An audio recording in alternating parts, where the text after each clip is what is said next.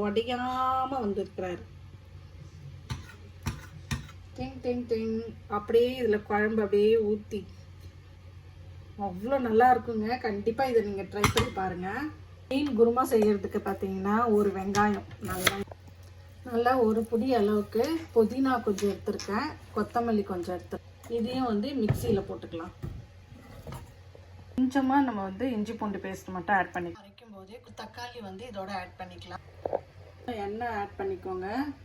மிக்சியில் அரைச்சி வச்சோம் இல்லையா, அந்த பேஸ்ட்டை இப்போ ஆட் பண்ணிக்கலாம். ஒரு 10 நிமிஷமாக நல்லா ட்ரை ஆகிடும். மஞ்சத்தூள் மட்டும் ஆட் பண்ணிக்கிறேன். இப்போ அடுத்தது என்ன அரைக்கலாம்னு பார்த்து தேங்காய் ஆட் பண்ணிக்கோங்க.